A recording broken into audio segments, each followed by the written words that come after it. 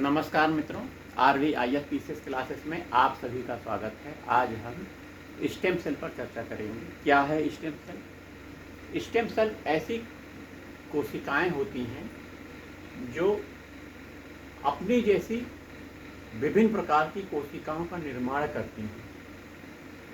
यह कोशिकाएं पुनरुद्भवन की क्षमता को धारण करती हैं। पुनरुद्भवन अर्थात रीजनरेशन की क्षमता इसमें बहुत ज़्यादा होती है। तो ऐसी कोशिकाओं का प्रयोग हम साइंस और टेक्नोलॉजी में कर सकते हैं। जैसे किसी व्यक्ति का हृदय फेल हो जा रहा है, किडनी फेल हो जा रही है, हृदय, किडनी, लीवर काम नहीं कर रहे हैं, तो स्टेम सेल कोशिकाओं से हम हृदय का निर्माण कर सकते हैं, हम लीवर का निर्माण कर सकते हैं, क्योंकि इन कोशिकाओं में रीजनरेशन की क्षमता बहुत ज़्यादा होती है, पुनरुद्भवन की क्षमता ज़्यादा होती है। अपनी जैसी कोशिकाओं का निर्माण करते हैं ये। एक तो रीजनरेशन बात समझिएगा, इनमें यह गुण होता है। दूसरा, ये अपनी जैसी कोशिकाओं का निर्माण करते हैं। तो स्टेम सेल कोशिकाएं शरीर के किसी भी अंग का निर्माण करने में सक्षम हो जाती हैं। कैसे? आइए स्टेम सेल कोशिकाओं के बारे में हमने जाना, इसके प्रकार जान लेते हैं। तो स्टेम सेल दो प्रकार की होती है। एक यूनिपोटेंट, एक स्टेम सेल होती है यूनिपोटेंट। यूनिपोटेंट माने एक। ऐसी स्टेम सेल कोशिकाएं जो केवल एक ही प्रकार की कोशिकाओं का निर्माण करती हैं, stem cell unipotent stem cell कहलाती हैं। यूनिपोटेंट स्टेम सेल कहलाती हैं जो एक ही प्रकार की, शरीर के किसी एक ही प्रकार की कोशिकाओं का निर्माण करती हैं। जैसे स्किन की स्टेम सेल स्किन का ही निर्माण करेंगी, स्किन की कोशिकाओं का निर्माण करेंगी तो स्किन का विकास होगा। तो ये यूनिपोटेंट स्टेम सेल आप लोगों ने जाना। दूसरा pluripotent. Pluripotent stem cell. Pluripotent stem cell क्या होती हैं? ये शरीर के किसी भी अंग की कोशिकाओं का निर्माण कर सकती हैं। तो ये प्लूरीपोटेंट स्टेम सेल बहुत ही महत्वपूर्ण इसलिए होती हैं कि ऐसी स्टेम सेल शरीर के किसी भी कोशिकाओं का निर्माण प्रतिकृति बना सकती हैं, क्योंकि इनके अंदर रीजनरेशन की क्षमता होती है और ये अपने समान कोशिकाओं का निर्माण कर सकती हैं। तो प्लूरीपोटेंट कोशिकाएं ही कृत्रिम हृदय की सेल का निर्माण कर सकती हैं, लीवर की सेल का निर्माण कर सकती हैं, हृदय की सेल का निर्माण कर सकती हैं। तो प्लूरीपोटेंट का काफ़ी महत्व है। तो ये प्रकार है, स्टेम सेल के प्रकार दो हैं। लेकिन शरीर में पाए जाने के आधार पर शरीर में कौन कौन सी स्टेम सेल की कोशिकाएं पाई जाती हैं, उस आधार पर भी स्टेम सेल का वर्गीकरण किया गया है। तो पाए जाने के आधार पर स्टेम सेल कौन कौन सी होती हैं, इसको हमने जानना चाहिए। पहला,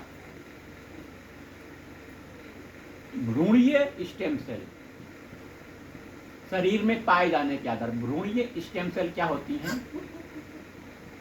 हम जानते हैं कि भ्रूण का जाइगोट का निर्माण कैसे होता है। जाइगोट का निर्माण जब मेल स्पर्म महिला के ओवम से मिलता है, फैलोपियन ट्यूब में निषेचन क्रिया होती है फैलोपियन ट्यूब में, तो जाइगोट का निर्माण होता है, एक भ्रूण का निर्माण होता है। यह भ्रूण जब लगभग 9 दिन तक पुख्ता हो जाता है, तब इसके अंदर की जो कोशिकाएं होती हैं वो भ्रूणीय स्टेम सेल कहलाई जाती हैं। ये भ्रूणीय स्टेम सेल शरीर की विभिन्न प्रकार की कोशिकाओं का निर्माण करती हैं, क्योंकि ये प्लूरीपोटेंट होती हैं। भ्रूणीय स्टेम सेल प्लूरीपोटेंट होती हैं कब?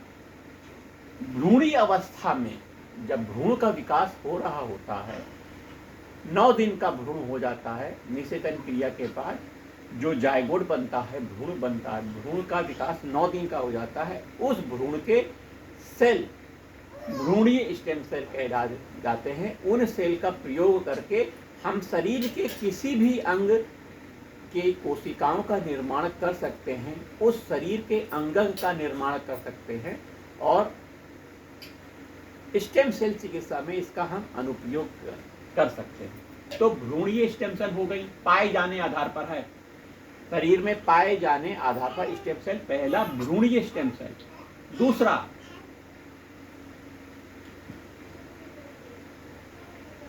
दूसरा है वयस्क स्टेम सेल। वयस्क माने बड़ा हो गया है, अब भ्रूणीय अवस्था से अब बड़ा हो गया है।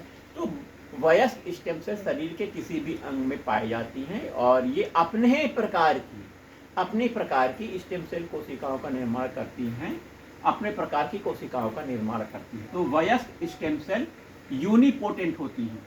क्या होती है? यूनिपोटेंट। तीसरा, अम्लिकन कार्ड का नाम सुना होगा।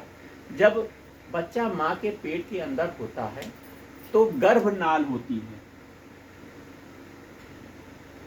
इसी गर्भनाल से बच्चा माँ से भोजन प्राप्त करता है ना? तो इसी गर्भनाल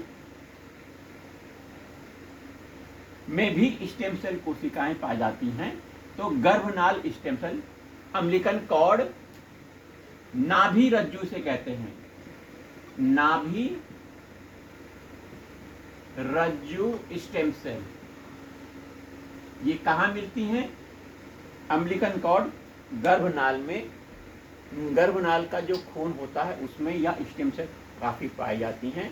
गर्भनाल कहाँ होता है? जब बच्चा गर्भ में, पेट में, माँ के पेट में जिस नली से जुड़ा होता है उसे गर्भनाल कहते हैं, और उस नली के अंदर जो कोशिकाएं, खून आदि पाए जाते हैं उसमें स्टेम सेल कोशिकाएं पाई जाती हैं, जो कि अपनी जैसी प्रतिकृति कोशिकाओं का निर्माण करने और काफ़ी तेज पुनरुद्भवन क्षमता को धारण करती हैं। और तीसरा के बाद चौथा नंबर का स्टेम सेल है आपका आईपीएस तकनीक स्टेम सेल। आईपीएस तकनीक स्टेम सेल क्या होती हैं? आईपीएस का नाम समझ लीजिए, इंड्यूस्ड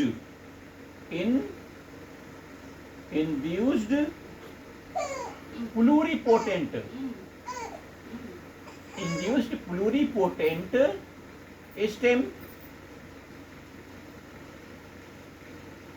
सेल टेक्निक, मतलब तकनीक के माध्यम से कोशिकाओं को प्लूरिपोटेंट स्टेम सेल में बदला जाता है।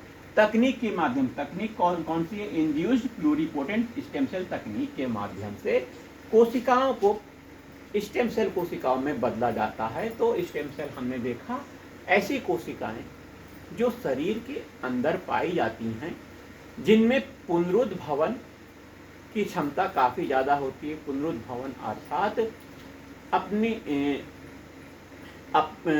बहुत तेज़ी से ग्रोथ करने की इनकी क्षमता होती है, और अपनी जैसी प्रतिकृति कोशिकाओं का निर्माण ये करती हैं। शरीर के किसी भी अंग की कोशिकाओं का निर्माण भी ये कर सकती हैं प्लूरिपोटेंट के लिए। तो इसका अनुप्रयोग मेडिकल क्षेत्र में बहुत ही देखा जाता है। यदि शरीर का कोई अंग ऐसा क्षतिग्रस्त हो गया, अब वो काम करना बंद कर दे रहा है, जैसे हृदय काम करना बंद कर दे रहा है, लीवर काम कर देना बंद कर रहा है, तो उसका ट्रांसप्लांट करना पड़ेगा। तो इन्हीं स्टेम सेल कोशिकाओं को लेकर उस कृत्रिम अंग का निर्माण किया जा सकता है। इसकी टेक्निक थोड़ा महंगी है, लेकिन यह प्रयोग चल रहा है। तो स्टेम सेल से मानव स्वास्थ्य के लिए बहुत लाभदायक है यह स्टेम सेल।